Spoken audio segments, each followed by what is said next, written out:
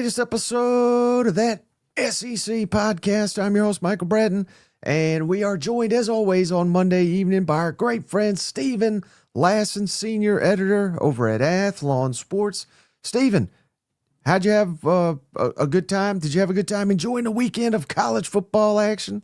Mike, I had a blast this weekend. Everybody always says, oh, there's not that many ranked matchups or whatever. That's when the action is at its best. What a fantastic weekend of college football again. Remember, as always, to enjoy them because they go by fast.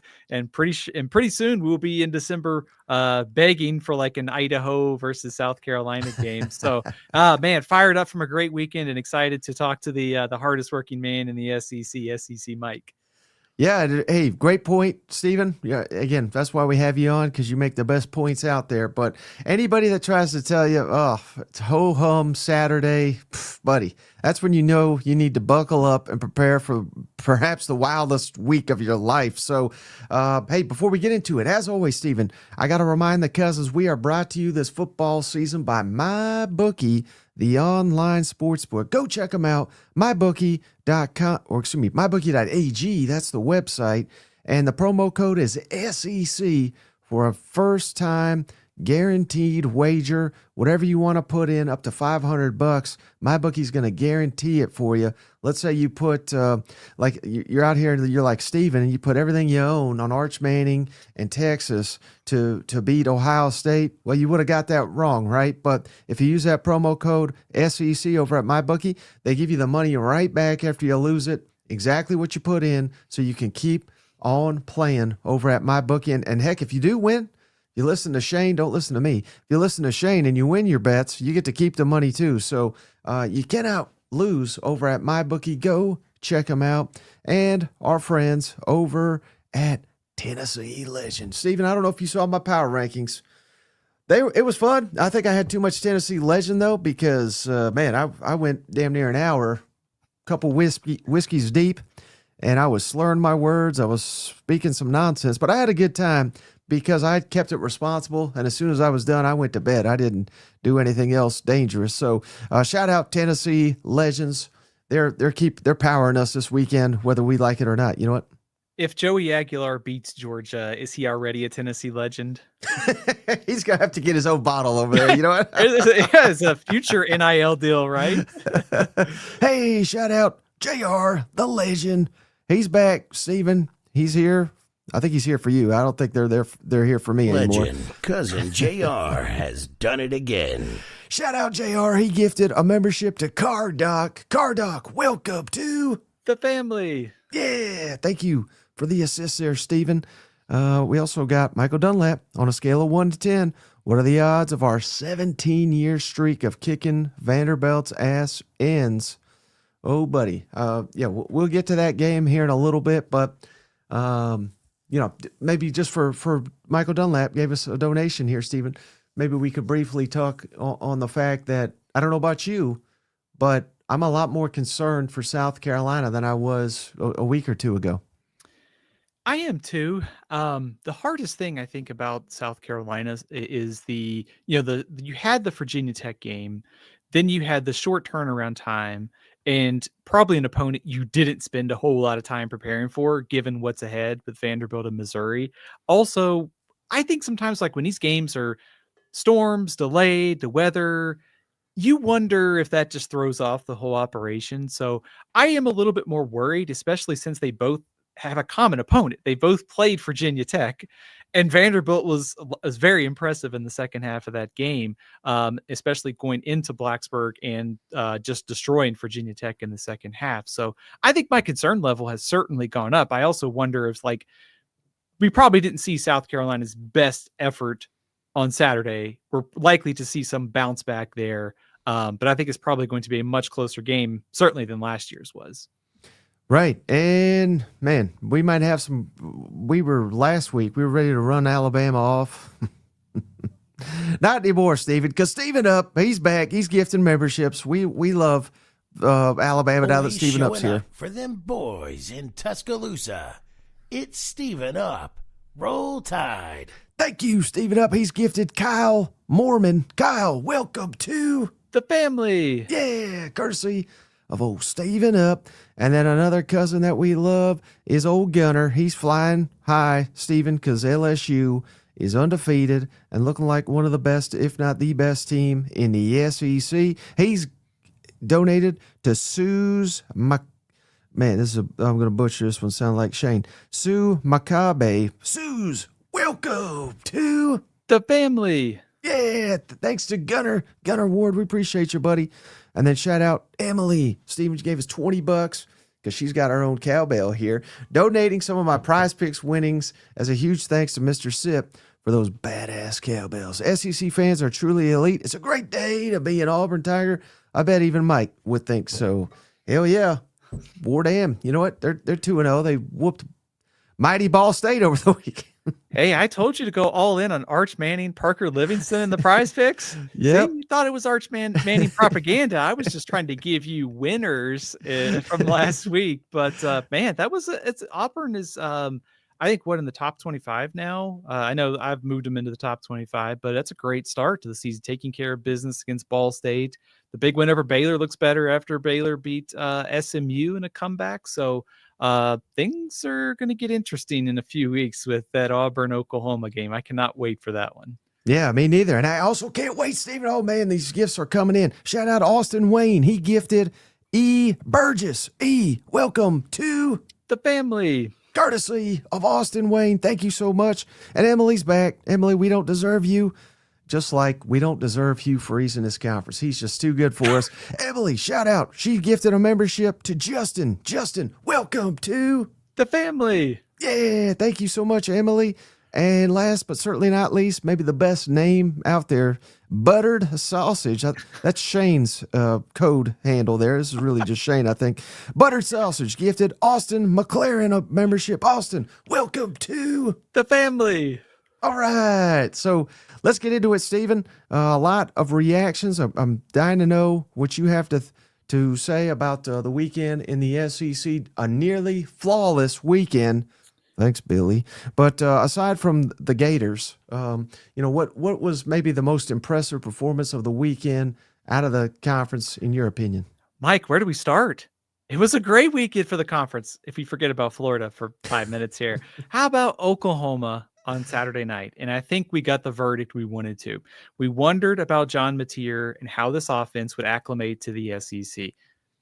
Answered. There's no doubt about it. John Mateer, I think he's moving some places as the Heisman front runner.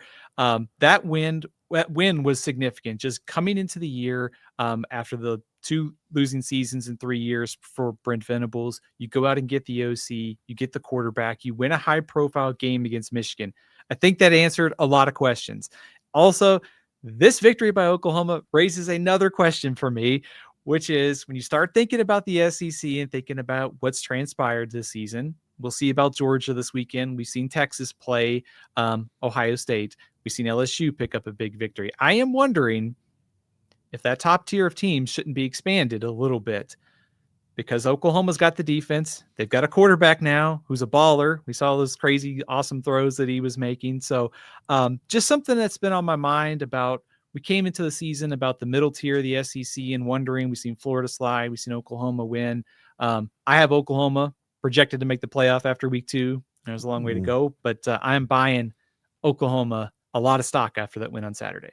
Yeah, I'm glad you said that, Steven, and you kind of went a step further. I did want to ask you if Oklahoma is a legitimate national championship contender, not the favorite or anything like that, but given this defense, given just what we've seen from John Mateer in 2 games, we know he will likely continue to improve. The fact they rolled out 4 new offensive linemen, that's kind of that's a recipe for disaster against a front like Michigan's. Yet, I wouldn't have given them like an A+ on the offensive line, but certainly a passing grade. And again, if that unit continues to get better, would you? And I think clearly you just said it yourself. You think they can make the playoff? Do you think Oklahoma should be on the list of? I'll expand it to SEC champion, because I think you kind of tipped your hand there, and perhaps even national champion if they continue to progress. The SEC champion can definitely win the national championship. So if that's Oklahoma, I think they're in that conversation. I still need to see a little bit more. I have some concerns about the offensive line and rushing attack, kind of like you mentioned. Of course, some of that could be, hey, they've maybe have the right offensive line now, and this group continues to get better. I think what scares me if I'm like an opposing coach and thinking about Oklahoma, they've got this quarterback in Meter who's clearly carrying this offense, and you can only get better from here. Like you get more time with Deion Burks, Keontez Lewis, Satanga at receiver. There's a lot of meat still on the bone for this offense, and Meter getting better. Defense is good. It feels like there's a lot of room to grow here. I don't know if I'd put Oklahoma in that tier 1 category right now, but I've got them like pretty solid, like tier 2 contender. I still think your LSU, Texas, Georgia, those are your front runners. But I've certainly given Oklahoma a pretty considerable bump after what we saw so far this season. Mm-hmm. And then if Oklahoma was perhaps the most impressive win over the weekend, who's next on that list for Steven? It's a toss-up here, Mike, because I love 2 performances on Saturday. Let's go to Starkville because Mississippi State deserves some love. Mike, you and I talked about this on Wednesday. I'm not sure Arizona State knew what they were getting into by going to that trip to Starkville. They were not ready for the hostile crowd that Starkville had. And man, the atmosphere, the fans, kudos to all those guys because the atmosphere was unbelievable and it made a difference. And so I love what this win could do for Mississippi State. We talk about like proof of concept, validation, like Mississippi State got the big win. They've had to fight through a lot since Jeff Lebby took over the program the last couple of years. We wondered to come into this year, would we see progress? The schedule was tough. I think beating the defending Big 12 champion, a team that still has a lot of talent and has a quarterback in Sam Leavitt that a lot of people think could be a high draft pick next year is a big deal. You saw the Blake Shapen connection. The defense also showed up, limiting Arizona State to 82 passing yards. So I think this is kind of clear validation for Mississippi State that the program is moving in the right direction and can kind of build some proof of concept and continue to build on this momentum that we've seen at Mississippi State under Jeff Lebby. And shout out our guy, Coleman Hustler. We always believed in you. Yeah. I mean, Mississippi State's defense won them that football game, a late stand, making that quarterback, Sam Leavitt, who's so touted.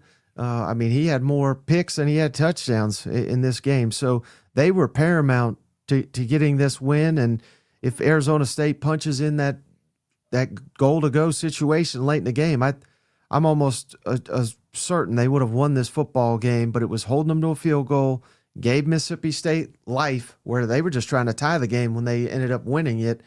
You know, again, all the credit in the world to Jeff Lebby and Blake Shapen, but the defense has come miles ahead of where they were last year. So that's a big shout out to Coleman Hustler. You know what? Absolutely. I mean, we gave him a hard time last year, so we got to give him his credit this year. This defense looks significantly better. Did suffer a little bit of a setback. It looks like Will Whitson's going to be out for the rest of the year. That's a pretty big loss given the impact he's made through the first couple weeks of the season. But it doesn't feel like this group is a massive liability anymore. And you go with an offense that has the firepower. Anthony Evans, Brennan Thompson, I mean, Fluff Bothwell. I mean, they've got playmakers. They've got a good quarterback in Blake Shapen. So now you compare this up. Like we knew Lebby can produce points, but you can get some stops in some of these games to make these games interesting. I think a bowl game ought to be you just beat Arizona State. That should be a realistic goal for this team at this point.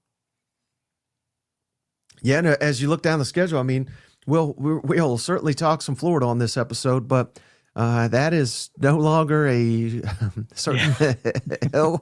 I mean, they might be favored to swap by the time that game rolls around. And if you think I'm kidding, or I mean, just look at what Florida's got before that: at LSU, at Miami, Texas, and at Texas A&M.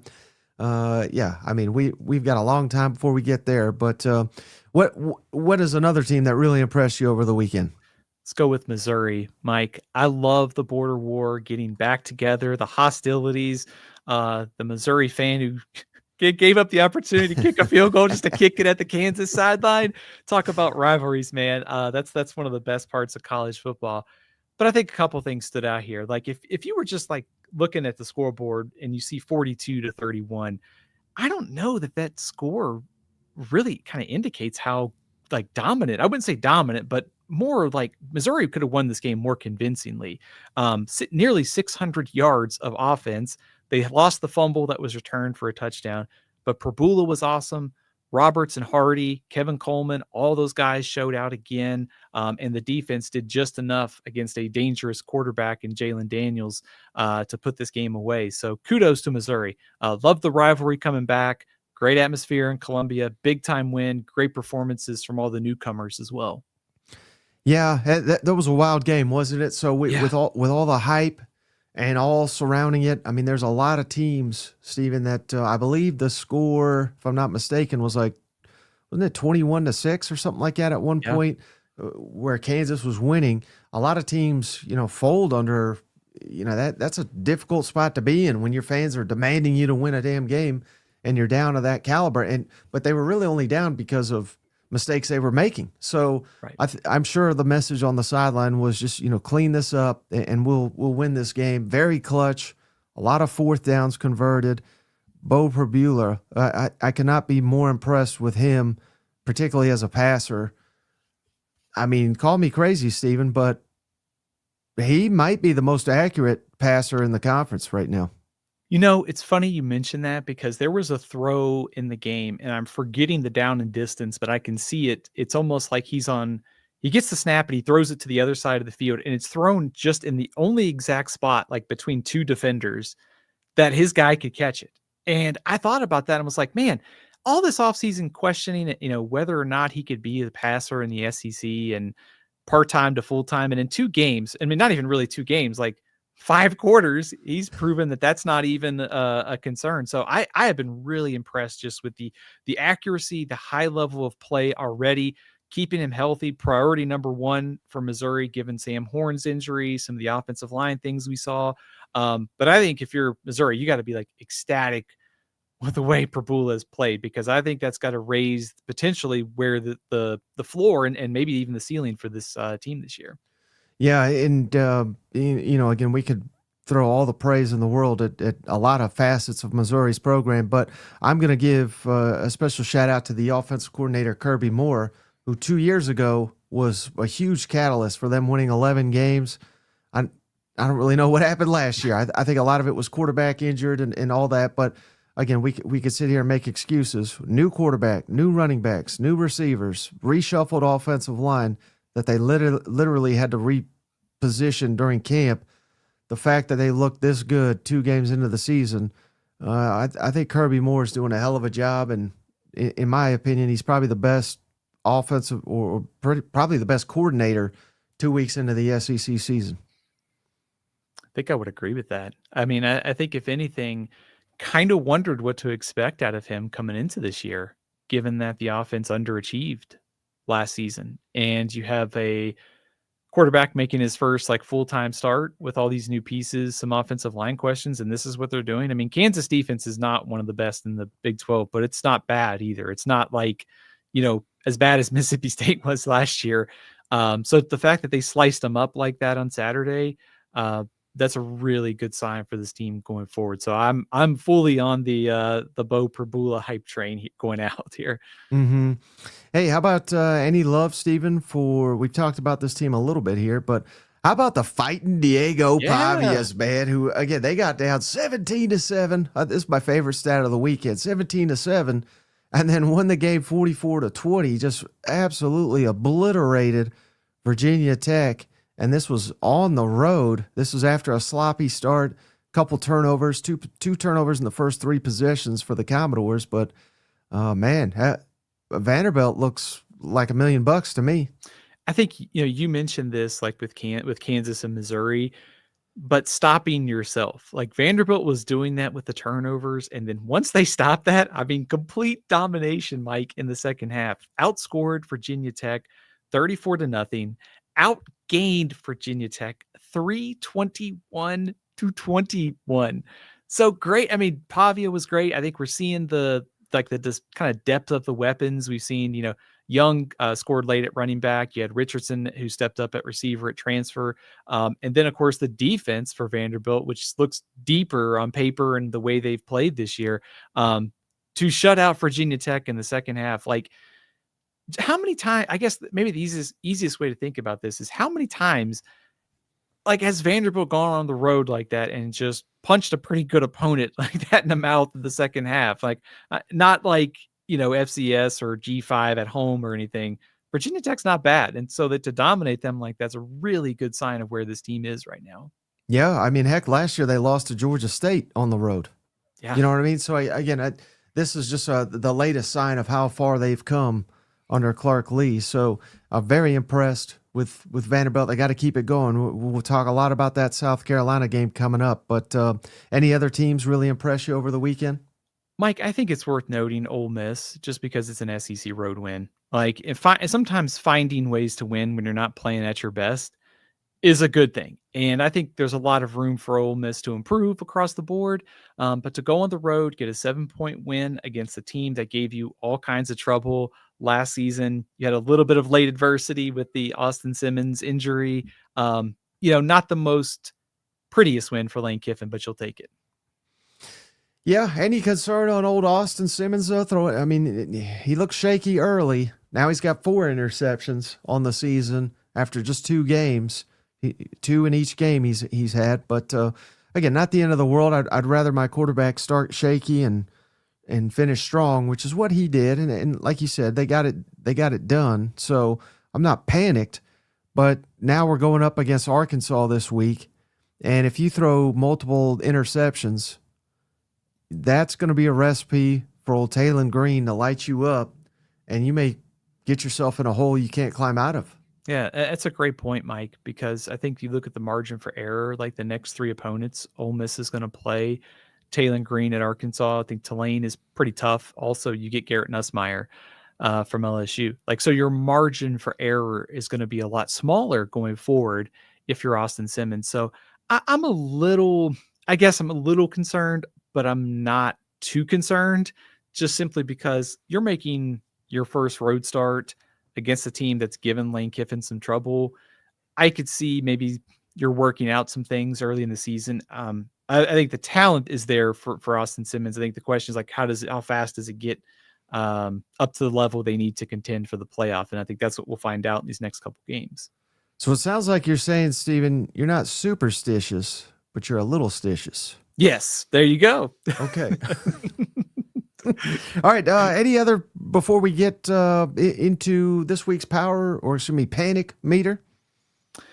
Mike, I think that was probably the highlights of the weekend. I think it was good to see, like, if you're Auburn, if you're Alabama, if you're Tennessee, just take care of business. Like, put up a big number on the scoreboard, play a lot of people. That you didn't want to have a close call. And I think Arkansas as well. Like, just taking care of business was a good sign for those teams. Mm-hmm. All right, so we said all these nice things. I think everybody knows where we got to go next when we start with Steven's Panic Meter. Where are you going, and how high is that freaking meter? Has the meter broken? Mike, I think the meter might be broken at Florida. I'm setting the Panic Meter at 10. So, Billy Napier, 20-20 through 40 games, 10-14 in SEC play. Mike, you tell me. It's hard to find progress, right? Yeah. Hey, anybody that missed it, I tweeted out the stats. I don't know if I still have it. Oh yeah, here I got it. So you said it yourself right there. After 40 games, 20-20. Here's the last coaches at Florida who basically were all run off after 40 games. Mullen 31-9. Jim McElwain 22-12. He didn't make it to 40 because he got fired. But hell, he even had more than 20 wins. And again, he didn't make it to game 40. Muschamp 24-16. So again, that better than old Billy. And then of course Urban Meyer 31-9. Throwing a national championship while we're at it. But again, he is yeah. I mean, it's one failure after another, and it's just the same old lack of execution. I really do think Billy Napier is a really good program builder Sunday through Friday. And then on Saturday, there's just a massive disconnect. And I'll tell you probably his biggest problem, and I'm sure you saw this, Stephen, maybe the Cousins may have missed it. He was asked And it's not much you could really do in the middle of the season anyway, but he was asked about if he's going to continue being the offensive play caller, and he got pretty adamant that, that's not the issue. And I'm not saying that is like the issue, but there's a lot of these coaches, and I think the best example is Eli Drinkwitz. When he gave up play calling and he hired a quality offensive coordinator, we just gave a shout out to Kirby Moore. That was the turning point for Missouri's program. And that has been a turning point for many programs where these coaches don't want to give up, what got them there. And I understand that logic, but I think it's really, really hurting Billy Napier, who, when Florida's on defense, I hear he's generally not even watching the game because he's over there coaching up the offense, which that's fine if you're Urban Meyer, Steve Spurrier, you're kicking ass. But if you're 20-20, you've got to change something. And at a place like Florida, where it's not a 4 to 5 year rebuild, like you can go out and get top ranked recruiting class, and you don't have to bargain shop in the transfer portal. Like you can go out and get the best of the best, much like LSU did. I also think like when you look at this offense, I mean, it's like 5.8 yards per play so far, and it's at the bottom of the SEC outside, I think, Kentucky. And that's against Long Island, and South Florida is much better on defense this year than they were last year. I think what worries me is like there's a lack of big plays. Jaden Baugh early in that game, he rips off a couple big runs, and then after that, it was like, it's like he almost needed more than, was it 18 carries to get going. And there's just that lack of big play. It's like the offense seems very stale to me. It almost seems like it needs a little bit of jolt. And to your point on the play caller, like that is the one card that you could play now. Last year it was, well, DJ Lagway's waiting in the wings. Now he could turn over play calling duties. And if he wants to be that great program CEO, that's kind of the last thing. Like he has done a good job of trying to rebuild this program, get the recruiting going, all the off-field stuff that you need. But it's kind of the same things over and over. Like offense has been lackluster at times. Where's the big plays? You've got DJ Lagway, one of the most talented quarterbacks in college football. You just scored 16 points against South Florida. So I think some soul searching needs to be done offensively, and just kind of looking ahead at like where this goes. I mean, this schedule does not get any easier. I think 8 of their 10 remaining opponents are against ranked teams. The only ones that aren't are Kentucky, who's on the road, and a Mississippi State team that is considerably moving up the power rankings after that win over Arizona State. But if you have the same problems that continue to show up, the offensive line has been an issue too, I think, at times this year, a group that's supposed to be one of the best in college football. We heard last year is supposed to be the best roster. Didn't work out that way at the end of the year. This year is supposed to be the best roster, and now we're talking about a loss to South Florida. I don't think that's a great sign for Billy Napier. No, shout out Junior. He gave us $5. The end of the South Florida game was like the greatest hits of Billy's shortcomings. Clock management was awful. Stupid penalties. Not only that, but there was the punt where the snap was so bad that it went over the punter's head and it resulted in a safety. And again, does that cost you a game? It shouldn't against South Florida. That literally was the difference. It was a 2-point ball game. So that killed them. And, they had a big return that set up, one touchdown drive in that game, Stephen. It was a 20-yard touchdown drive, and it was set up by a kick return. But then they had opportunities there. They had the momentum, and then they go 3 and out, and then they went 3 and out, and it was ball game there. So, yeah, I think Junior kind of hit it on the head.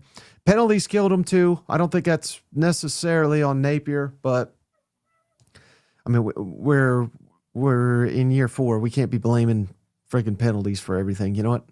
What did you think about that last drive too, where they threw the ball on first down? And I mean, obviously, South Florida could have scored, but I still think you've got Right. Jaden Ball and this got offensive line. Why not try to push it? And Well, I'm glad you said that because I got this freaking guy who's a hammer named Jade Baugh who was whipping butt all day. Yeah, that made no sense to me. But again, a lot of the stuff he does makes no sense to me. You know what? yeah, I mean, Mike, that's kind of the best way to sum it up. Is there's a lot of small things that add up to a very puzzling picture of why a roster the last 2 years that's been considered, this is the best team that they've had. This is the best team they've had. They had to finish last year. You've got this quarterback in DJ Lagway, who's could be one of the best in the country. And we're sitting here with a 500 record and trying to figure out how in the heck did they lose to South Florida. Of course, they could turn it around this week and beat LSU, and all this is moot. So.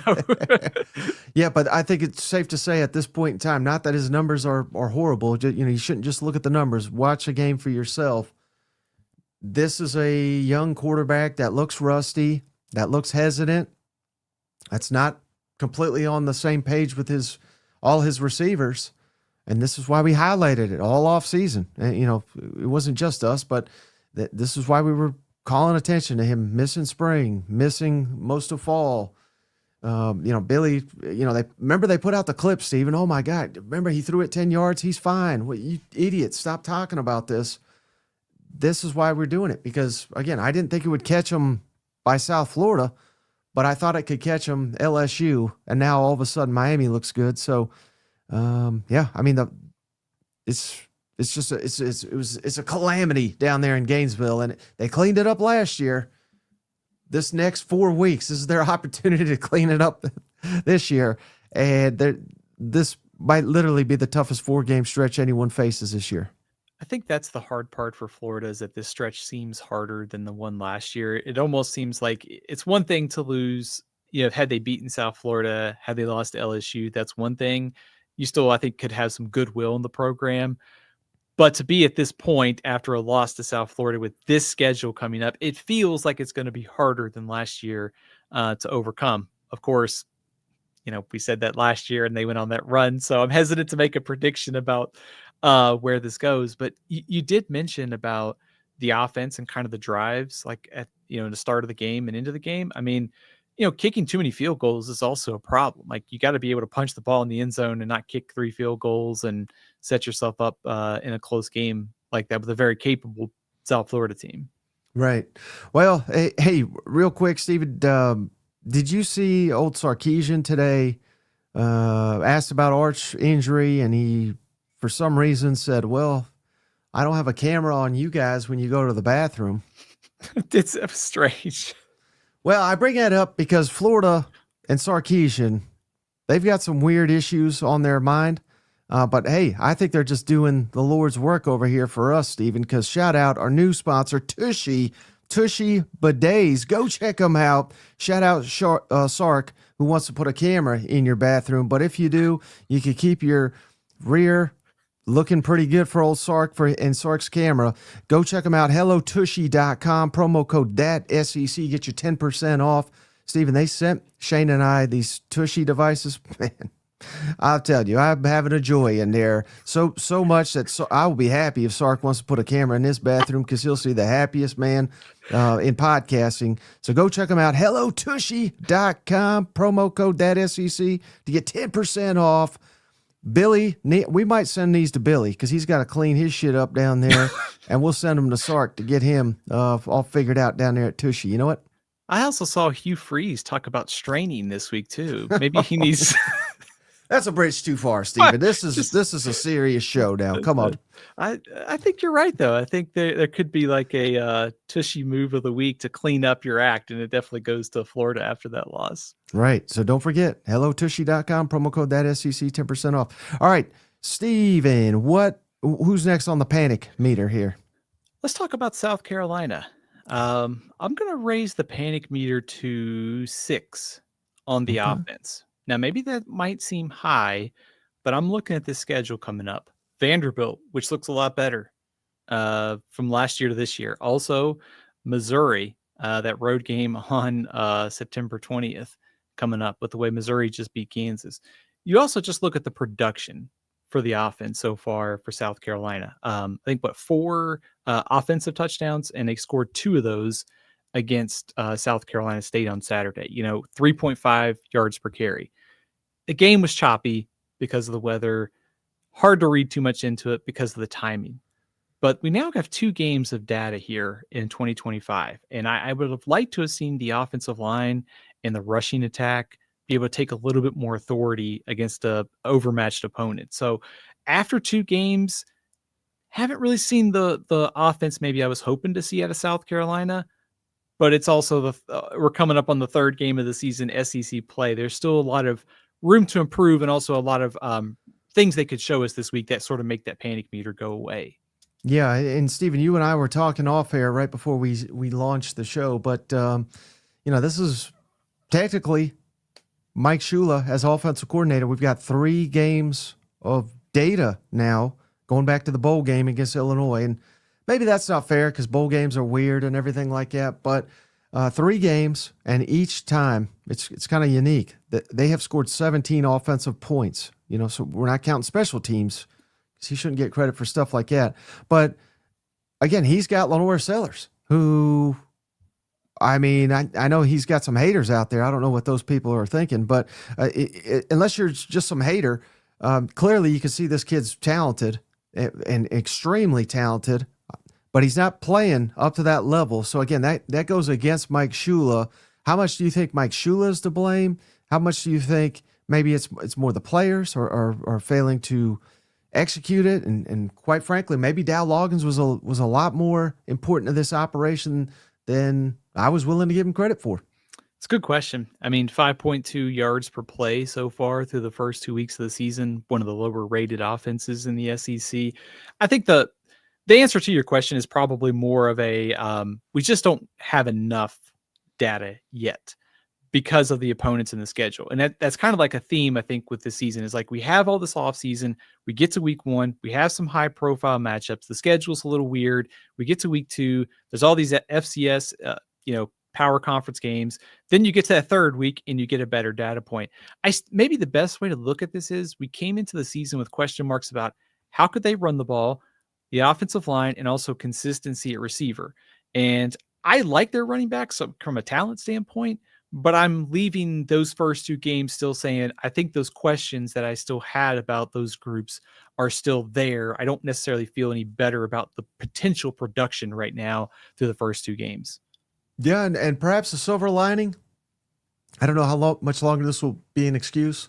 Maybe it'll just be his whole tenure, but they always start out slow in Columbia under Shane Beamer. I have no idea why, and it's obviously a different cast of characters every time, and they damn near always heat up. So if I'm a Gamecock fan, I'm not hitting the panic button. I know you're not either, Stephen. You're monitoring the situation, and I think that's fair. I think the true test obviously will come this weekend and more to come, but Vanderbilt should be significantly their toughest game to date. So that's going to tell us a lot.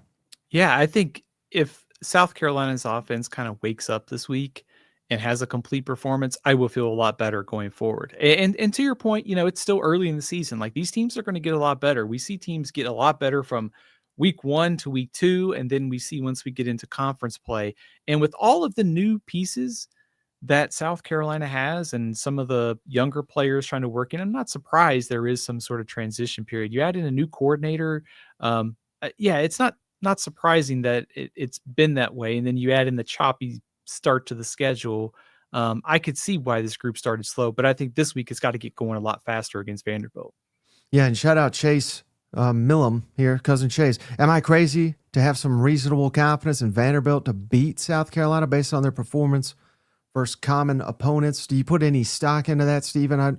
I know sometimes that plays a factor, but oftentimes it doesn't. But it is unique because there's only been 2 games played, and they've each played them. So I don't know. What's your thoughts on that? I think I do put some stock into it, but also, they played Virginia Tech. They're playing each other. There's matchups within that game for Vanderbilt and South Carolina that are going to be different than the ones that we saw. Also, I think would venture to guess South Carolina's spread against Virginia Tech would have been a little bit larger had the game been in Williams-Brice as opposed to Atlanta. Also, interesting, the spread is 5.5. I think Vanderbilt's getting a lot of early respect as just the line opened up. So I would probably give Vanderbilt more confidence than I had 3-4 weeks ago to win this game, and certainly like back to the offseason before we saw anything here. But the series has been controlled by South Carolina. It'll be interesting to see what happens this week. Mm-hmm. All right, so who's next on Stephen's Panic Meter? I'm going to talk about a team that there might be some panic about. I'm not panicked. Talk about LSU. we're just going to raise the panic meter from 1 to 2, sort of like a threat assessment here as LSU moves into the game against Florida. I think last week against Louisiana Tech, we talk about timing with South Carolina playing the game on Sunday. LSU played a game against Clemson on the road late Saturday night. They had to turn around, get ready to play Louisiana Tech, opponent that wasn't going to threaten them. And they kind of went through the motions and still won by 16 points. So I am not concerned at all about LSU as we go into week 3 against Florida. I think we will see a much better LSU effort on Saturday against Florida. Also, I think maybe the biggest concern for me leaving that game was the injuries, like seeing Braylon Moore, Trades Green getting hurt. Could either one of those carry over into this game against Florida? So a little bit of concern about the sluggish nature, but I'm not too concerned in the big picture here. Yeah, I wanted to highlight this comment from Gamer's Life, who says LSU should be panicked after Clemson also struggled. I guess you could take it that way, but doesn't that kind of just give us further evidence to exactly what you pointed to, Stephen, where Clemson's in the same boat? I know they lost the game, but they put in so much stock. That was the game of the week. That was the night game, and then they turn around, and it's like, I don't know. It's a hangover, is what it is. Yeah. So that's how I would read that. Now I would love it if Clemson went like 2-10 this year, but I just don't think that's going to happen. Despite what we saw against Troy, I think here's the case, and I've been saying this on every show. I think, Stephen, people are probably so tired of me hearing this. I think this is where we're at now with college football.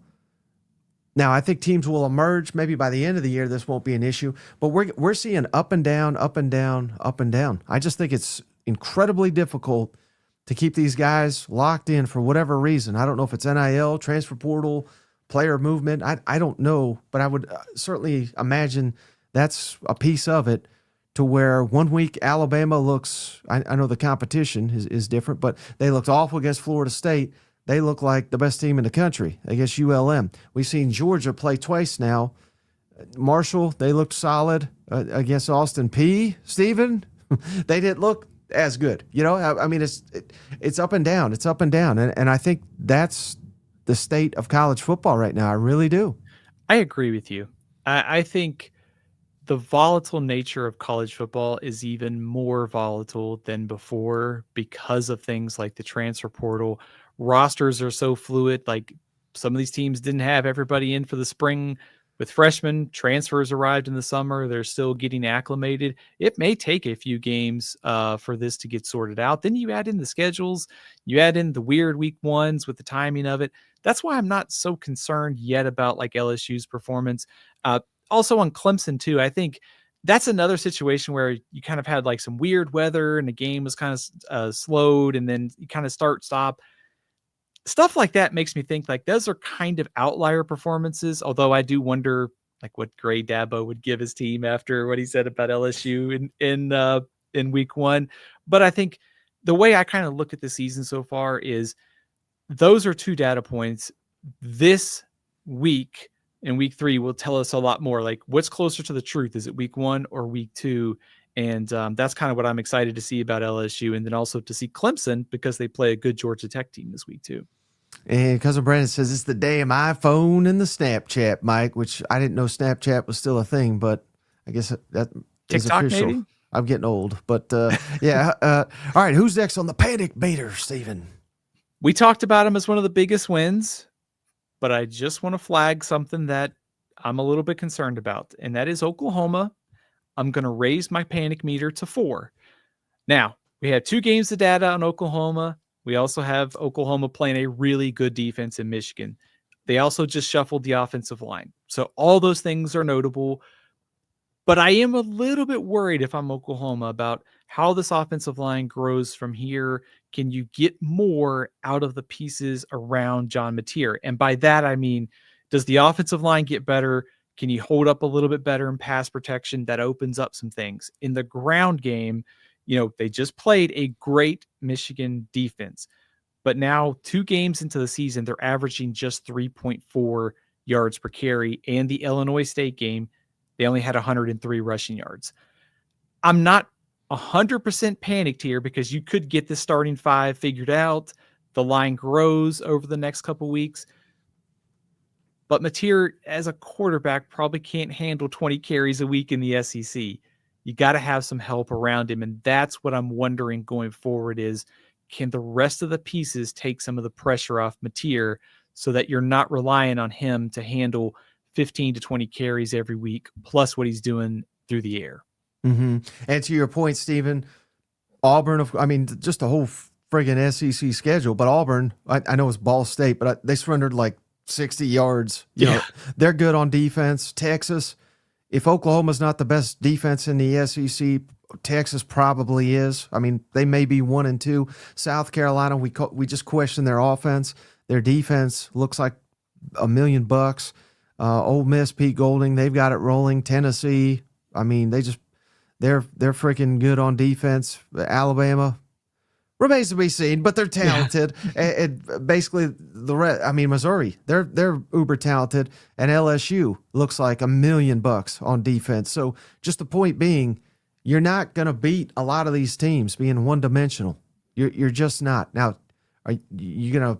Do you have to run for 200 yards? No, but that Oklahoma we got on that final drive, Stephen, where they're balanced and they were able to run the ball, but it was I literally just got done watching that. So it was a drive that won them the game. It was impressive. But even that, it was like every third down was like 3rd and 2, 3rd and 3. And it's like they'd get it by like a yard. You know what I mean? Yeah. And again, they got it. So we're not picking against them, but it's can you do 9 of those in a row against all those SEC defenses I just listed? I think not. I really don't. I think from after seeing the first couple weeks of the season, like Auburn, like to your point, Auburn, Texas, you know, we'll see about some of those other ones, but Auburn, Texas, and LSU look like better defenses maybe than Michigan. Auburn, Michigan, maybe a little bit close, but I think the good news here for Oklahoma is that it can get better. Like given the ingredients, they don't feel stuck. Like given the running back talent. Also, Ben Arbuckle's done a great job through the first couple weeks of the season. What a home run hire we thought it was, and it's worked out. I worry about Meteor has a lot of pressure on him. You've got to keep him healthy in SEC play in order to get to that playoff level. So I think just about finding some ways to take that off of him so that way when the 5 to 10 runs come up that you need him to make a difference on, he can, and you're getting some consistent push so that you can close out that game like Oklahoma did against Michigan on Saturday. Mm-hmm. All right. Anyone else on the panic meter, Stephen? I know Mark Stoops is motivated, but I'm putting my panic meter at a 9 for Kentucky. Since 2016, yardage isn't everything when it comes to stats, but Kentucky has not finished higher than 10th in the SEC in passing yards per game since 2016. So they have been at the very bottom of the SEC in passing offense per game, basically almost for the last 10 years. A lot of uncertainty already 2 games into the season. I think you like what you've seen out of the running backs. You know, Seth McGowan, has had some great moments the first 2 weeks of the season. The passing game, though, whether it's the quarterback, whether it's the receivers or the scheme, it has been a struggle. And now maybe there's a quarterback switch coming up. The schedule's only going to get harder from here, playing at South Carolina, Georgia, Texas, Tennessee, Auburn. 2 games into the season, you don't want to be having these kind of questionable moments of whether you've picked the right quarterback, what exactly is going on schematically. So I am very concerned about where Kentucky goes from here. Compare Kentucky and Mississippi State. There is a completely different level of kind of like offensive performance optimism when both of these teams were kind of picked at the bottom of the league coming into the season. Mm-hmm. Yeah. And again, what the plan was this offseason at Kentucky, Stephen, they invested heavily in the line of scrimmage. They let some receivers walk out the door, some good receivers, which I'm fine with. Again, those guys weren't doing much for Kentucky anyway. But to go into a game like Ole Miss and have more pass attempts than rushing, when rushing was seemingly working, that's head scratching. I still don't understand What were they down a touchdown with, was it like 7 minutes left? They're going for it on like 4th and 7, 4th and 8, while they're easily in field goal range. I mean, just none of that made sense, I had trouble getting the plays in, it seemed like at times too. It looked like Calzado was pretty frustrated at one point in the first half. So the whole operation just seems, and I know Stoops kind of talked after the game. They kind of cleaned some of that up from personnel getting the play in. But I guess when I think about Kentucky right now, unless Cutter is just way better than what we saw last year, they just feel like they have what they have, and they feel kind of stuck offensively. And I don't know how much better it can get, especially when you look at the upcoming schedule for Kentucky. There weren't many guaranteed wins on the schedule coming into the year.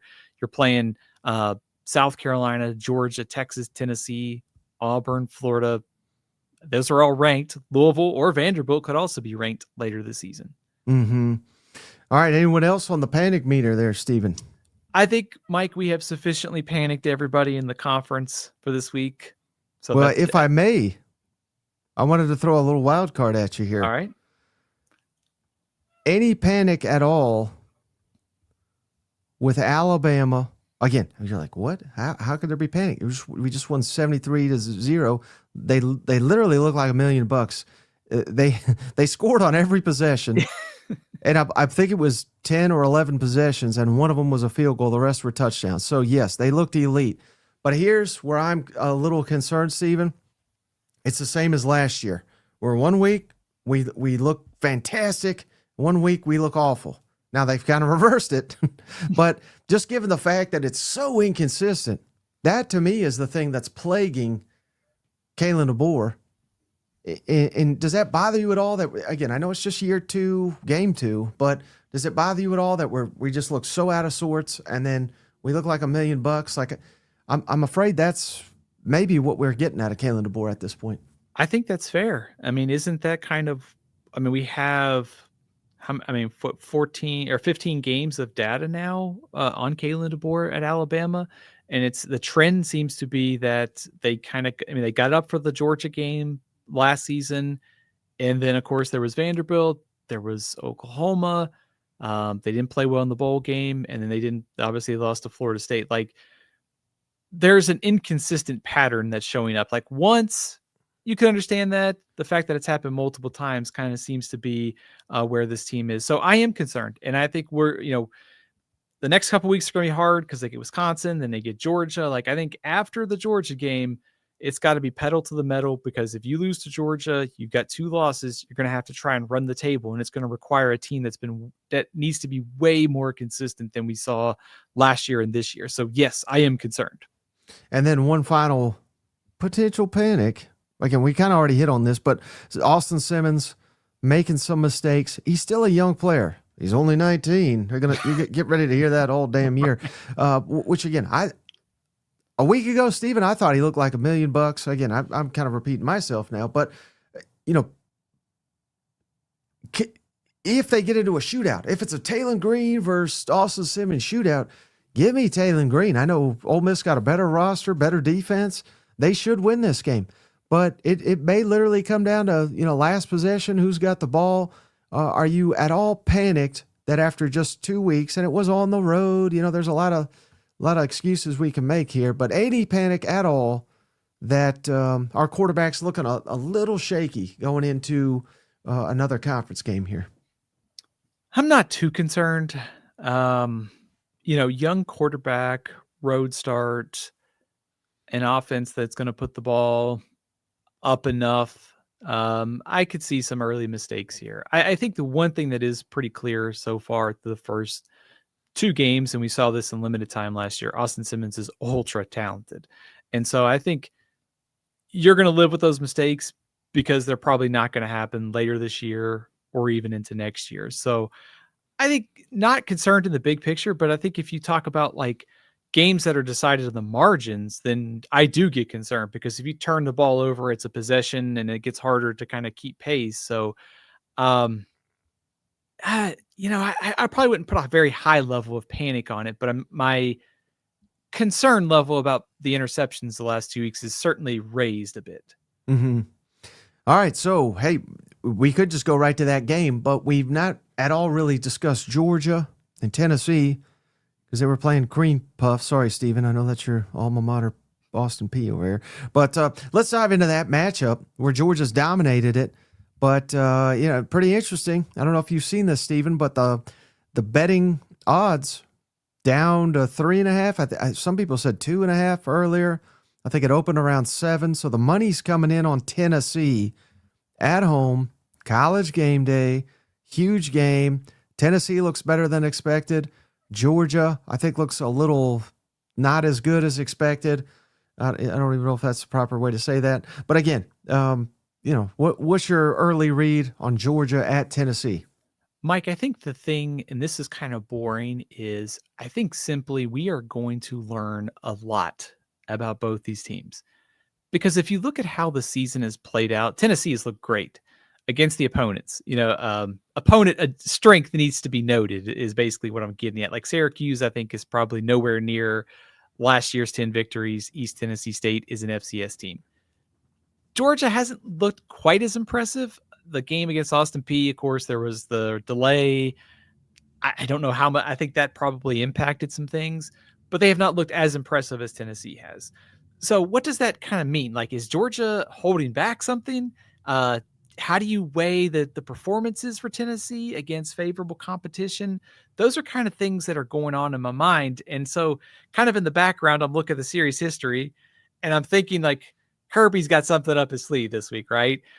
But then I say, man, Georgia's going to have to block better. They're going to have to block better. They're going to have to get the running game going. And if they can't, like, can Gunnar Stockton be able to execute on passing downs is still going to be a real question here because we have not seen Georgia against a opponent where they've needed to do this. So there's a lot of intrigue and just a lot of mystery for these two teams. Yeah, and I posed this question earlier to Chris Marler on our afternoon show, but let me maybe amend it a little bit. The way I posed it to him was, could you see a scenario where Tennessee loses this game and faces Georgia again in the SEC championship? But let me amend that to also, heck, maybe it splits the other way too, where Georgia is currently, I think it's fair to say, they might be a little bit of a work in progress, particularly on offense with Gunnar. Could you see Georgia perhaps getting beat on the road by a slim margin and then bouncing back? I meant it mostly for Tennessee just because we kind of already had this as a 3-game schedule with Georgia, Alabama, and Florida. And Alabama's obviously had their moments of being down. Florida, clearly. Maybe we sub Oklahoma in there as the second most challenging game. But could you see a scenario where the loser of this game still makes the SEC championship, Georgia, Tennessee? I think that's fair. Let me ask you this: has Shane started to feel like 98 yet? He always feels like 98. Okay. In the middle of the Butch Jones Pruitt era, he thought it was 98. Fair point. I one thing that stands out to me on look at that schedule for Tennessee is it does feel like it's opened up a little bit for them, right? Because who knows what Florida's going to look like by November if they play like they did on Saturday. Billy Napier is not going to be the coach, and I think you kind of question what the motivation is for Florida late in the year. Alabama, go ahead. Sorry to cut you off, Steve, but listen to what you just said. And yeah, this is pretty much the point I'm trying to make. This was already on paper, perhaps the easiest schedule in the conference, and after 2 weeks, it looks easier. So that's why I'm saying even if Tennessee loses, which, hell, they have an outstanding chance of losing, just considering they can't beat Georgia, but also because they're so banged up at critical positions, that I don't think it's the end of the world. Where every other year you lose to Georgia, you're like, we're just fighting for second in the East or whatever. You know what I mean? Yeah, I think Tennessee's schedule looks more favorable to me than it did a couple weeks ago, given what's happened with Alabama and what's happened with Florida. Maybe this might not be fair, but it almost feels like they're maybe one of the biggest early winners in terms of scheduling. They already had the favorable schedule coming in, and we've seen what Alabama and Florida could be. So now you're getting Georgia at your place when Georgia's probably vulnerable. That's probably about as favorable as a draw as you could have asked for in a year where there had all this chaos in the offseason and turnover. So I think the schedule is breaking in Tennessee's way.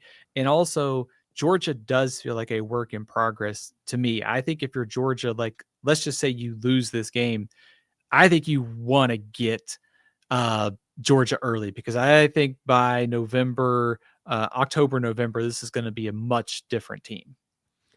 Yeah, hey, you just hit on it's exactly what I wanted to kind of ask you too, Steven. So again, Georgia has beaten Tennessee 8 in a row. Heck, they've beaten everybody about 8 in a row, short of Ole Miss and Bama. But critical, perhaps, in that 8-game winning streak is Georgia has their identity always by that point in time. Georgia does not have its identity, particularly on offense, heading into week 3. Now, they may find it on Saturday, but that's a big edge, I think, to Tennessee in the fact that Georgia's kind of still working itself out. What's your thoughts on that statement? I think that's fair. And I think if I'm Tennessee, I want to, much like we saw a couple years ago with Tennessee, Alabama, like, get ahead, keep the crowd in it, and force Georgia to play from behind. I think if this is like a sort of like a meat grinder where it's like Georgia's up 13-3 and they can play the defense and they can run the ball, that's going to play heavily into Georgia's strengths here. So I think on the identity front for Georgia, to me, it's like this game's got to be won by the defense. And I don't think they'll, maybe they will, but I think it'll be a lot of like, let's lean on the defense, play some field position, run the ball, get the ball out quick to branch on the screens. Don't ask Stockton to be winning on 3rd and 6, 3rd and 7 all afternoon. And then, again, I know it's early, but given what we've seen after 2 weeks, who would you give the edge at quarterback between Gunnar Stockton and Joey Aguilar? I think you'd have to go Joey Aguilar, wouldn't you? Well, yeah, he ain't playing ETSU, but right. Yeah. Yeah. But yeah, that's why I asked that, because never in a million years did I think that would be the case. And I think it's kind of clear. Now again, Gunnar, I like Gunnar's weapons better, but he has not put it all together yet. But he could very well do it on Saturday. I'm not discounting him, but I would give the edge to Aguilar. I think just if you had to grade performances, I think Aguilar has been better. I think this is a boring answer, but we don't know a lot about Stockton yet. Like, I think he held up well last year against Notre Dame and Texas when he was called into the game. But like, what's the next like evolution of this offense? Because it's been clear, line of scrimmage, run the ball, that's a priority. There's things you can do off of that. Like, maybe Stockton doesn't need to throw for 300 yards to win this game. I think what would worry me if I'm Tennessee is some of the YOLO ball that Aguilar can play. We saw that throw, like, he's like, thank goodness, like, Mike Matthews is down there to catch it for Tennessee, but you can't do that against Georgia. So I think Georgia's defensive line and secondary are going to present some different challenges. I think Aguilar will almost have to be a main character. I think Stockton can be like a secondary piece if Georgia wins. Yeah. And then last thing I've got for you on this matchup, Stephen, do you buy into the fact that Georgia maybe has been vanilla, holding back, whatever you want to call it, knowing that they could easily beat Austin Peay and they tore Marshall up, that maybe they were kind of holding it back for this trip. And of course, Alabama's coming up here in a couple weeks. So maybe they've been kind of playing it close to the vest. I think so. I think they have to be. I mean, you could also look at it another way and say, shouldn't they have tried to do a little bit more? But maybe the weather against Austin Peay kind of changed things. You would like to have some live work before you get into the heart of conference play. But I think there's more there to come for Georgia's offense. I don't think we're seeing the final product. So I would take the idea they've probably been holding back a bit. Shout out Geez Louise. He says Steven's jealous that Joey's better than Arch. He has been so far. All right. Hey, how about this one, Steven, where, we got a lot of good conference games, but let's go out of conference for A&M at Notre Dame. What a matchup for A&M. This could be a launching point. And we did have a donation. I want to give him a shout out here. Shout out to Nathan, cousin Nathan Gig'em, number 12, ranked quarterback in the SEC, going to lead Aggies to victory at Notre Dame. What's your thoughts? Early read on this game, Stephen? A&M hitting the road for Notre Dame. Mike, I think the same thing you can say about Tennessee also works for Texas A&M in the sense that you probably feel a lot better about your marquee test and your chances to win them because of what you've seen through the first couple weeks. There are some things that A&M certainly needs to work on, but I think they've been doing that. Like I think they've been kind of tinkering and messing around with UTSA and and Utah State. I think we'll see a better final product on the field this week. And so this game looks winnable based upon the way that Texas A&M is played, but also the way that Notre Dame played in the season opener against Miami. They had an off week last week, so they're well rested. They've had a chance to fix things. They did not run the ball as well as we thought coming into that game. Their offensive line also got pushed around by Miami. If I'm Cassius Howe, I'm sitting there saying, man, I have had all these sacks against Utah State. Can I get a couple more against Notre Dame, given what happened against Miami a few weeks ago? But I think the bottom line here is I think you feel better if you're Texas A&M, given what you saw from Notre Dame, plus the way Marcel Reed has been playing through the first 2 weeks. Yeah, and what's the Notre Dame's quarterback's name? Is it C.J. Carr? Yeah. Just his second game, I believe, as the starting quarterback. Now, he looked pretty good, I thought, against Miami, or good for a first game, I guess I should say. It was peculiar. I watched that game pretty intently. I think that was, what was that, a Sunday or Monday night or something? Sunday night, yeah. And they kind of they went away from their running back, who's supposed to be all-world.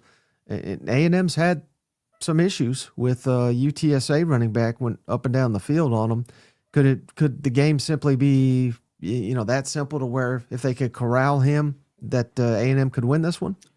I think that's a key to the game for me is like for all of the CJ Carr second start, what Marcel Reed is. I think if you're Texas A&M, like look at the way that Miami defended Notre Dame. They shut down Jeremiah Love. Now, I think Notre Dame could have done a better job of getting him more involved in the game as opposed to just having a handful of carries. So I suspect that Notre Dame's they've had to hear for 2 weeks Jeremiah Love wasn't involved enough. They're seeing A&M's defense. They're probably going, this is going to be a Jeremiah Love kind of game. But Miami was able to take away the run, and they forced CJ Carr to win. And Notre Dame's receivers are a lot better than they were last year. So they have guys who can win one-on-one. But it also works on the Texas A&M side of things. I mean, Miami was able to get a little bit of a push, and their offensive line is good at this Notre Dame front, which is also good. So I think if you're A&M, you're going saying, we might be able to run the ball. And if we can slow down Jeremiah Love and force a quarterback in his second start to win, we can repay that Notre Dame win last year in College Station with an Aggies win in South Bend this time around. Mm-hmm. And that was such a critical game, Stephen. That was the first game, Mike Elko, I believe. It was college game day, if I'm not mistaken. And it was just kind of like, A&M, same old A&M. And I don't think they ever got that respect until maybe beating LSU. What a game that was. But, it was just kind of, it didn't define the season, but it certainly seemed to define the narrative over what A&M could be. I think it could work in the reverse order. If A&M gets a big win, Notre Dame's got all this respect. And I'm not, I think some of it was warranted. They proved a lot of people wrong. And I do think their coach is a heck of a coach, Marcus Freeman. So I think this would be a major, major win, and arguably the best win of the Mike Elko era to date, if they could get it. Could you see this? Here's another question that we were kind of debating with Marler. What if A&M gets this one? What's your confidence? Because mine would be fairly high that they could finish as high as maybe 10-2 if we knew they were getting the win at Notre Dame. What's your thoughts on that? Yeah, I would put Texas A&M probably in the playoff if they beat Notre Dame. I think what you're getting at gets at something that I've thought about, and it's like the outside right now thinks that Texas A&M is just going to finish 8-5 like forever. Right. But there's sometimes when the program arrives and you don't know it until they win the game. And that might be what happens on Saturday. All of what Elko, we talked about it, like with the coach scouting, the opposing coaches this offseason saying what you're seeing, in front and also what's behind the curtain and all the stuff that they're doing. This program is moving forward. if they go on the road and beat Notre Dame, that schedule looks doable to me. Also, Notre Dame would be 0-2 at that point. They're going to have a hard time getting back in the playoff because of what they have on their schedule. So you start to think, okay, you're starting to knock out some contenders here. So a team like a Texas A&M at 10-2, maybe an Oklahoma at 10-2, their path gets better to the college football playoff. So I think it's a chance to kind of go on the road and get some program validation for Mike Elko. And then also you think about the bigger stakes that are there too. And maybe Arkansas can eliminate Notre Dame completely with a third loss from the playoff consideration. But hey, last thing I got on this game, again, I watched that Miami game pretty intently. To my knowledge, Miami had like a complete retooled receiving core, as kind of A&M does as well. But point being, Miami kind of had a lot of success with that. A&M with Casey Concepcion, Mario Craver. I mean, both those guys look like $1 million. Terry Bussey had a big touchdown in the last game against Utah State. Marcel Reed playing better and better. The best football I think I've ever seen him play. With the running game we've referenced, we know what they got at running back and back on the offensive line. Who do you think is at an advantage in this football game? Just from my ignorance of Notre Dame's defense, the Notre Dame defense, A&M offense, what are the advantages there in that matchup? I think if you're wanting to take the Notre Dame side of this, you would point to Leonard Moore, who's one of the best corners in college football, and say, we're going to put him on Concepcion or Craver or whoever, and it's going to take away one weapon. Notre Dame's defense is good. They're probably not as good as last year. They've changed coordinators. Al Golden's in the NFL. Chris Ash is their new coordinator. They have some turnover on the defensive line and a few pieces in the secondary. But this is still a good group. But I think, Miami with Carson Beck and some new receivers found ways to move the ball. And now you're taking Marcel Reed's mobility. You're taking, we're talking about improvement, like getting Bussey, Concepcion, and Craver is a much better trio of receivers from a game-breaking standpoint than what A&M had last season. So I guess maybe like the strengths here is like veteran offensive line matches up well against Notre Dame's front. And then I think your playmaking ability of those receivers matches up well against a good secondary here for Notre Dame. It's like strength on strength, basically. Mm-hmm. Well, hey, let's move back into the conference play, Stephen, for Florida. Remember them? Are they still in the conference, or have they been relegated to the Sun Belt? I don't know. At LSU, Stephen, where again, a week ago I thought, man, this is a game. This is a game of the week here. Now it's going to be a complete afterthought, thanks to Billy and the boys there. But again, this is a heated rivalry. I know these two, for some reason, don't like the rivalry. Who knows, it may be coming to an end here annually, but we got it for now, Stephen. And again, this just goes back and back. But if we could just keep it with these two tenures, I just love the fact that old Billy Napier wanted this job. He was doing well at Louisiana, and LSU was open. They didn't even give him a sniff. And then last year, finally, Florida turned the tide. Now they got to go to Baton Rouge. And when you know what, man, I just got a sneaky feeling, Stephen. And again, I'm wrong about 95% of the time, so LSU's probably going to win by 50. But I got a sneaky feeling, Stephen, this is going to be the best Florida that we see this season, and they're at least going to take it down to the wire. What's your read on Florida at LSU? That would be the most college football thing in 2025, wouldn't it? Like, it doesn't seem like it's out of the realm of possibility that Florida just plays unbelievably great on Saturday. I do think if you're LSU, you probably have a sense of revenge too, because of, like you said, what happened last year in the swamp. I could see like this LSU team seems pretty hungry. They ended the losing streak in season openers. They took care of business in Clemson. Now they're getting Florida at their place with a chance to get revenge there.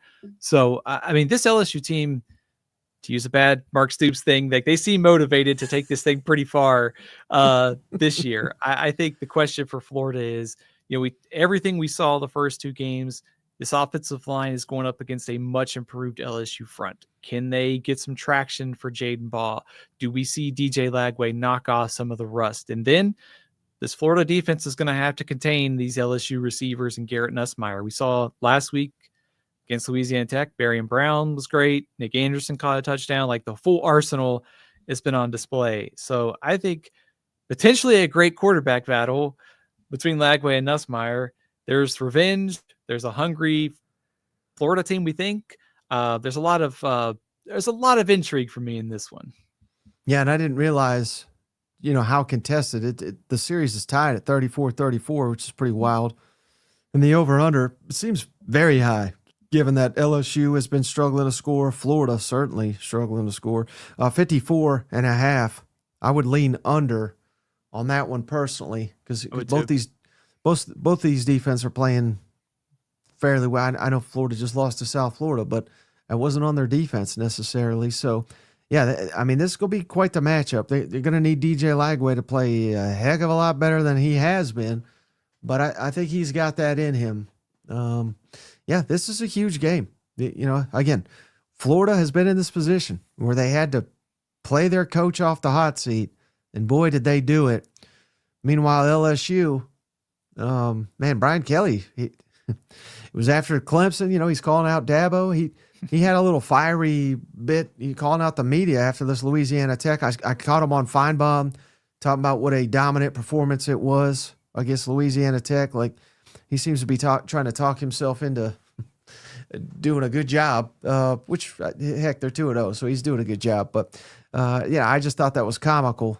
But nobody cares if you lose this one. You know what? Yeah, Brian Kelly's feeling it right now, right? Like he's like the the 3-point shooter pulling it up from halftime from the half court and just why not chucking it up there? I'm feeling good. I mean, he's got good reason to be. I mean, the defense shut down Clemson in week 1. I know Clemson struggled in week 2. I'm not totally sold that that's the Clemson team we're going to see going forward, but you got Nussmeier and these weapons.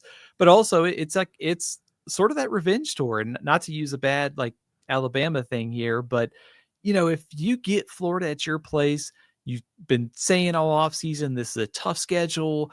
You took care of business against Clemson. Now you get Florida in there. I mean, LSU's got a really compelling case to after seeing, Ohio State, Penn State, and all these teams, they've got a case to be right there if they can take care of business in this game against Florida, continue to be ranked in the top 5. What would be a key, you think, not that you're predicting the game right now, but what would be a key in your mind for Florida to pull off the upset here? I want to see a few big plays from DJ Lagway. I don't think you can just sit and try to screen your way or, put like 11 plays on the board. I think there's got to be some flash here. So I would want to see a couple big plays from Lagway. Also, Mike, I also think like LSU's offensive line acquitted itself well against Clemson, but what if Braylon Moore can't play at center? Can you get a couple of sacks and put Nussmeier in some bad positions? So those kind of be the two things that maybe I'm looking for probably the most out of Florida. Mm-hmm. And I just looked it up because I was like, well, maybe this is a Jaden Ball day. LSU is currently number 7 in the country in run defense. So that's probably not going to be the case, but certainly that would be a factor. Jaden Ball's, I think he's their best offensive player at this point in time. So getting him going could be paramount to the upset there too, as well. Yeah. I mean, both quarterbacks here too. Like, I think both quarterbacks can win like on passing downs, but if you can just kind of, even if it's not 200 yards, it's like LSU did against Clemson, do just enough so that you can stay out of 3rd and 8, 3rd and 9 all day, whether it's Durham or Ball, like sneaky, like rushing advantage might be something to watch. All right. How about this one, Steve? Cannot wait. We've hit on it a little bit here, but 2 of the best offenses in the conference in this young season. Arkansas travels to Ole Miss. These two, I know last year was a blowout, but I mean, basically the entire rest of the Sam Pittman, Lane Kiffin, who they got hired at the same time. These games have been fun, back and forth, high flying. You can never quite tell what's going to happen. The way Arkansas is being so efficient on offense, I think this gives them a real shot. Meanwhile, Ole Miss, they got the number 1 rusher in the conference right now in Keywan Lacey. So they got a lot going on too. This could be a really high-scoring game. Should be a fun one. What's your early thoughts on Arkansas at Ole Miss? Yeah, I think fun, exciting, potentially high-scoring. I think all of those are in play here. You talk about Taylor Green, all he does is like throw touchdowns to start this season. And the receivers that Arkansas brought in, like the transfers, those all look like hits. Like Omega Blake's been playing well. You throw in Rahan Jones, who caught the touchdown for the tight end transfer. They've got some weapons. And so weapons plus Taylor Green, plus maybe an Ole Miss cornerback situation that we came into the season wondering about. Can you take advantage of it here? And then the other side of this is we saw Arkansas's defense kind of struggle early on in the opener. They've played better since then. Arkansas State, of course, had the kickoff return, but for the most part, I thought Arkansas defensively played a lot better. So I think you've got some firepower there with Simmons and Taylor Green, great skill talent. Also, maybe a little bit of extra motivation for Arkansas here, given the sort of the transfer path from Oxford or from Fayetteville to Oxford the last couple of years. So getting Austin Simmons this early in his career, even though it's in Oxford, is probably a good thing for Arkansas's chances of an upset here. Right. Yeah. I didn't even remember that. Yeah, I kind of completely overlooked, but yeah, that is an interesting angle to this one, no doubt. Bobby Petrino, Pete Golding. I mean, that's worth the price of admission alone. Those two going head to head. My biggest concern, though, would be Arkansas's defense in this matchup. I think, but far and away, that's probably the weakest unit of the four going head to head. They've got to do their part, and I think they got to keep this game in the 30s if Arkansas's got any shot to pull it off. What's your thoughts on that? Yeah, I think so. I mean, the defense for Arkansas has played better. I think the problem is the opponent. Like, you play an FCS opponent and you play Arkansas State. The challenge is significantly tougher this week with Ole Miss. So I think this game could be high scoring. And if I'm, this is the case too. Like if I'm thinking about Ole Miss, we knew they came into the season with some question marks on a revamped defense. Kentucky's and Georgia State, two teams with quarterback and some quarterback questions and passing game questions. We don't really know a whole lot about it. So I think in the big picture, like maybe it might be a timely stop or two that end up deciding this one. So if you're Arkansas, you can keep it in the 30s. Maybe you saw some timely pressure last week, like turnover, a little bit of pressure here and there. Could be one stop, could be all you need to win this one if both quarterbacks are on fire like we think. Right, and I'll make a prediction now, Stephen. You let me know if you would agree with this. If Austin Simmons throws 2 picks like he has in every game so far, I think Arkansas wins it. If he doesn't, I think Ole Miss could win and win comfortably. What's your thoughts on that? I would agree with that. I think I have, of the 4 groups, like you said, I think Arkansas's defense is the one that I have the most concerns about, but I also think Taylor Green's going to land his punches in this game. And I think Arkansas's offense will be able to move the ball some. But if you have to make a few timely stops, it's got to be on the I trust Ole Miss a little bit more at this point. And if you add turnovers in, if you see that from Austin Simmons, I think that only helps 2 or even 3 would help Arkansas pull off the upset. Mm-hmm. All right. Hey, final conference game here, Stephen. What a showdown this could be. Vanderbilt at South Carolina, night game. And remember, Stephen, old Diego, he said, hey, here's one game I've got circled on my calendar, and it's South Carolina. I don't know. They must have said something to him or beat up his brother or so. I don't know what happened, but Diego's got it out for the Gamecocks. And, hey, Diego, he often delivers when he sets his mind to something like this. So thoughts on this matchup as Vanderbilt looks to get their first win over South Carolina since, I think, the 70s or something. Here's a prediction too. If what was kind of striking is, watching this series, you realize it, then you sort of look at the series history, but in 4 of the last 6 meetings, Vanderbilt has scored 7 or fewer points. Make a prediction. I think they probably get more than 7 on Saturday. I trust Pavia in this offense to be able to get at least 2 touchdowns here. But I think that this is the interesting thing about this is, we talked about it earlier, the common opponent and what does it mean? Like Vanderbilt was, I think, far more impressive in the second half. South Carolina had their moments against Virginia Tech in that season opener. You just look at the series history, the fact that South Carolina has really controlled this recently. Like, what does all that mean for Saturday? I think what it means is we got two teams with great quarterbacks, and I think the two defenses in this game are kind of on the uptick here. South Carolina probably not getting enough like preseason love on the defensive side of the ball. Vanderbilt brought back a lot of guys. Looks like both these groups are going to be near the top of the SEC. So I am interested to see which quarterback, which offense can kind of string together the drives. Like it's a night game at South Carolina. The environment's going to be crazy for Vanderbilt.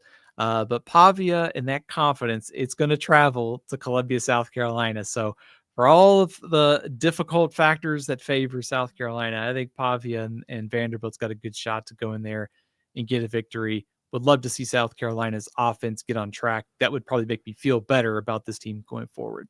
Mm-hmm. Yeah, I was obviously exaggerating before. These two have played 34 times, and South Carolina's won 30 of them.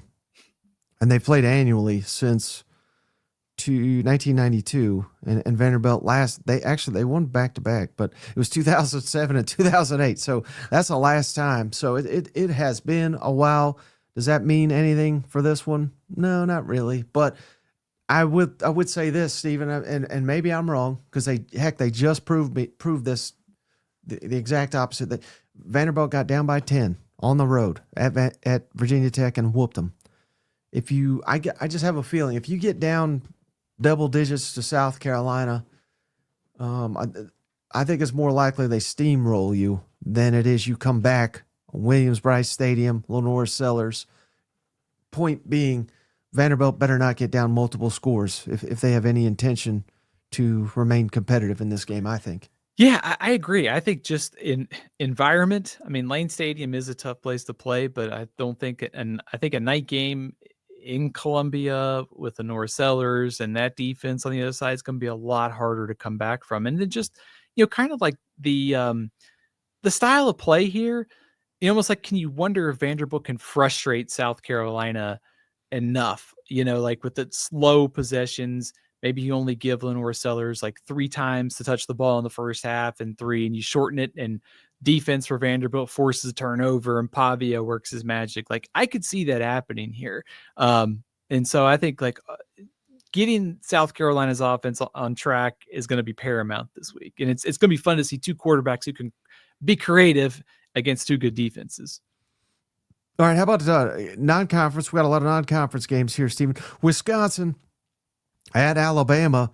I didn't see much of it. I believe Wisconsin was playing MTSU, and just from what I saw, I think the Wisconsin fans were booing their team.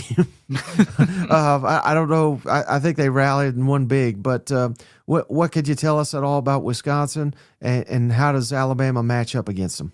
Mike, I would say this is probably not your like father's like Wisconsin team, because they used to be like the top teams in the Big Ten. They've slipped a little bit the last couple of years. So a new head coach. He's been there for 2 years. Luke Fickell did a great job at Cincinnati.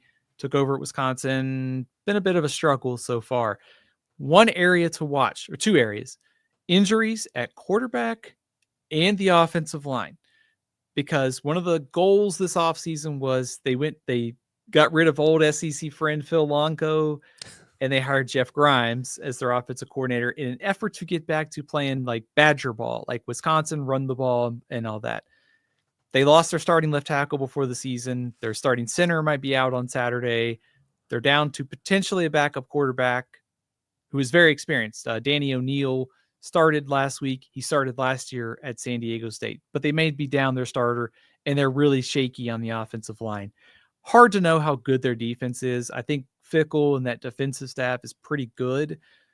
They've also played MTSU and they played Miami of Ohio, 2 offenses that aren't very good so far this year. So I'm not surprised Alabama is favored by 20 points in this game. Mm-hmm. Yeah.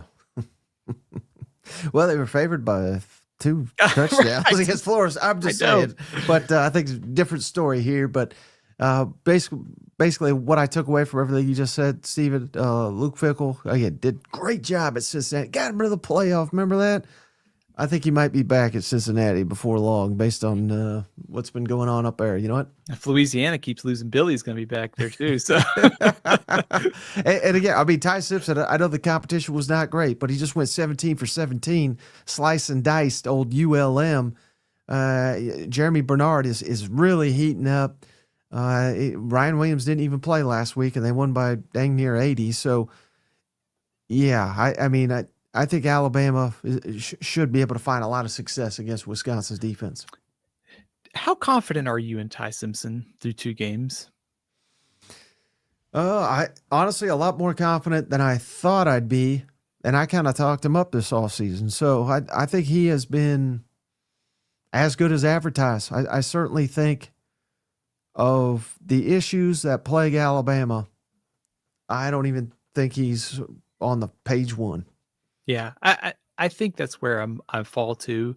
I thought it was interesting. I think Ryan Grubb said he didn't like coach him hard enough this offseason, and he kind of turned that up after the Florida State loss. And then no surprise, maybe he had an outstanding game against Louisiana Monroe.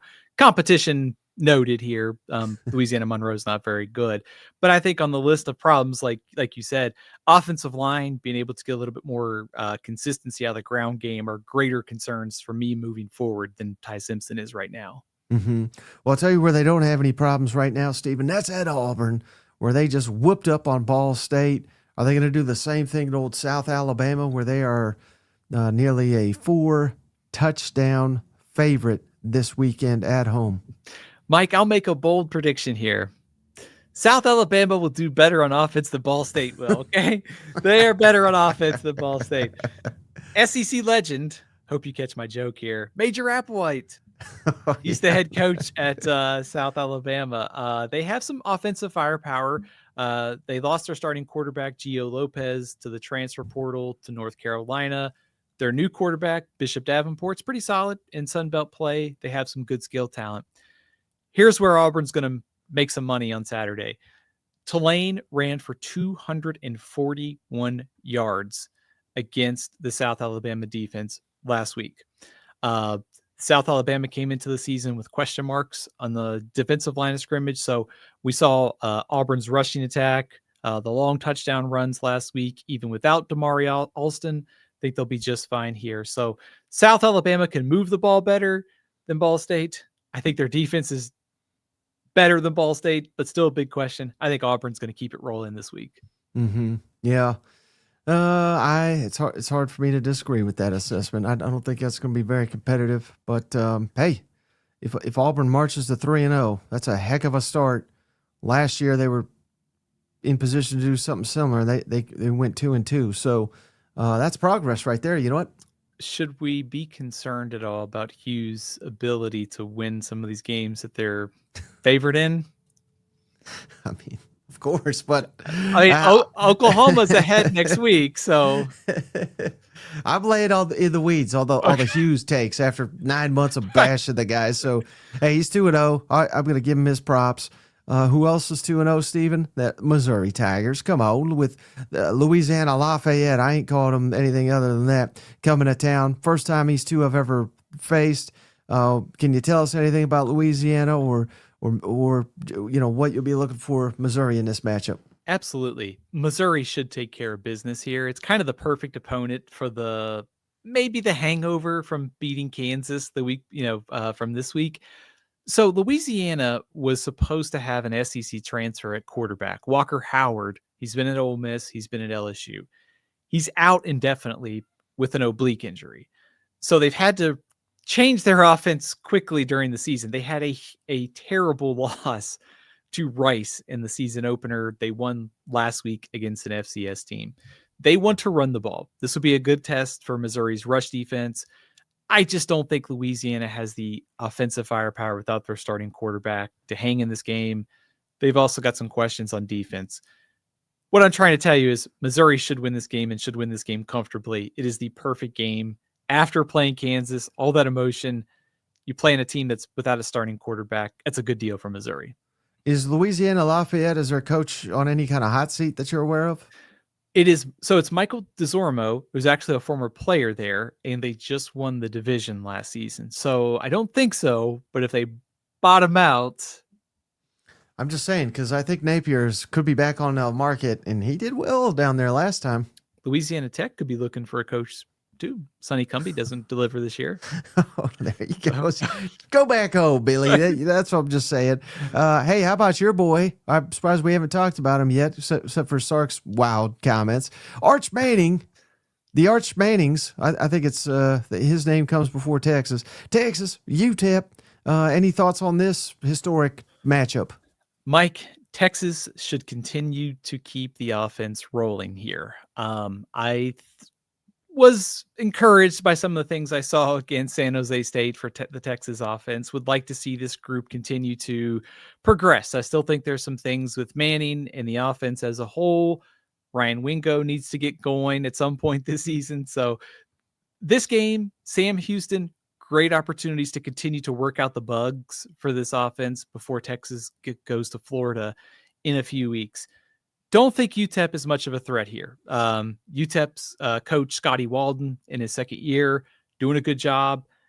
Here's the interesting thing, though. If you follow recruiting, their quarterback is Malachi Nelson, the former five-star from a few years ago, was at USC, went to Boise. At UTEP, they're 1-1. They lost to Utah State in the season opener, if you want some comparison from the opponent Texas A&M just had. So Texas should be able to take care of business here. So 2 5-stars in this matchup, and the better one at UTEP. No, I'm just kidding. I mean, Arch has got to play better to live up. Steven's not selling his stock, but he's a little worried at this point. Yeah. Well, I'll tell you where also they're worried, Steven, and that's at Old Lexington, because they got Old Eastern Michigan coming to town. Again, I don't think they're worried about that, but I think they should be worried about the direction of the program if they're not. What's your thoughts on this matchup? And is Kentucky poised to cruise into the bye week, celebrating a big win over the Big E? Mike, I have some good news for Kentucky fans. So Eastern Michigan is coming off a loss to Long Island. Yeah.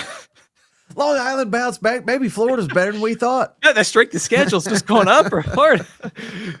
So Eastern Michigan lost to Long Island. Yes, that Long Island team that Florida pounded in week 1.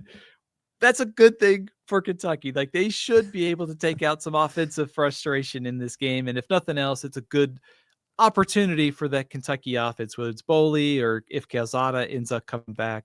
Give them a chance to work some things out before you get to the bye week and then get to that game against South Carolina. We just got to hope Kentucky's motivated for this matchup.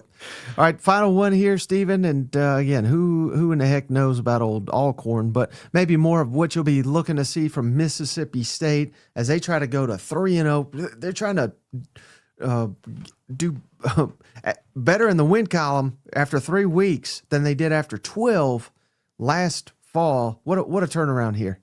Absolutely. And I think in a game like this, it's important the timing. You get Alcorn State a week after the big game against Arizona State, and all that emotion and trying to get refocused. It's a good thing you're not playing an SEC opponent. So I love the timing of this game for Mississippi State. They should be able to take care of business. Alcorn State's an FCS opponent. I think you just want to see, in a game like this, we saw what Tennessee did. We've seen, what some of these other teams in the SEC have done against FCS opponents. Just take care of business, play a lot of people, don't get anybody hurt. I think Chapin should be able to put up some huge numbers when he's in there. I'm also intrigued by the backup quarterbacks too, like between Taylor and Kromenhoek. There's a lot of potential in that room. So we'll get maybe some opportunities to see these guys play in live reps again this week. Mm-hmm. All right, Steven. So, hey, we went well over 90 minutes on this episode. Can't thank you enough for stopping by and dropping all this knowledge on us. Any other closing thoughts before we hop off here? I think the one thing I was thinking about when we were talking about Tennessee's schedule, and I know we touched on this a bit, but it does feel like the preseason consensus of Georgia and Texas as the front runners, it feels like that top tier is more open than we think. Like, I think LSU is certainly deserves a spot there. We talked about Oklahoma. I'm interested to see Tennessee this week. So I guess my takeaway is that maybe the top of the SEC could be deeper than we think. Is that a possibility? Certainly. And there's many teams, I think, just under the surface too, that could fit that category. I know I like to make the jokes, but Auburn, Mm-hmm. if they continue to progress on the offensive side of the football, we could perhaps throw them in there. Ole Miss, again, they've got a path if they can continue to improve. We can't write them off. Missouri, with their schedule, with their quarterback. South Carolina, if they get it rolling on the offensive side of the football. Of course, A&M, I think, belongs in that conversation, but this weekend will tell us more. And hell, maybe even Vanderbilt, which might seem comical, but I don't know. I mean, who are they losing to? If they continue to get better and better, they're going to be in it for every game. So, and Alabama, of course, maybe the switch has been flipped after that national embarrassment. Who knows? But yeah, I mean, I think it's anyone's ball game right now. And man, I think this is going to be one heck of a year. And it's already been a really great 2 weeks of the season. It really has, and we're going to get games this week with the Notre Dame, Texas A&M game, huge non-conference showdown. We got the conference play starting up. So, I mean, I've one of my favorite things of college football is that it's unpredictable and that you never know from week to week what's going to happen. If everything happened as the spreads or the rankings said, it'd be the most boring sport in the world.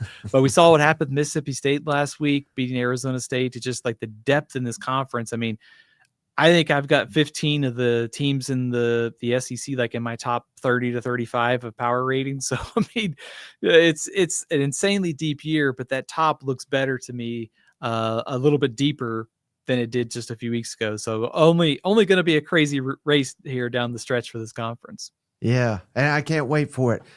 Stephen, before you go, as always, will you remind the cousins how to follow you and how to find your work? Absolutely. You can read all my work over at athlonsports.com and follow me over on Twitter at athlonsteven, Stephen LCFB over on Facebook and Instagram. All right, Stephen, thank you so much. Really appreciate you. We'll be back tomorrow with another edition of the Roush Hour. Can't wait to see what old Nicky's got to say after that Kentucky debacle. And then Cousin Shane will be on with us, of course, in the evening to preview all these games. So stay locked in, like, subscribe, share. That's the best way you can help us out. We're just trying to get this thing bigger and bigger. We're working overtime over here to give you guys the best content we possibly can. And all the support means everything. So we truly do appreciate you, and we'll catch you tomorrow on the next one. Bye-bye. Hey, buddy, this beer's for you, Mike, and Cousin Shane. That SEC podcast loves the Pirate, and the Pirate loves that SEC podcast. Hail State.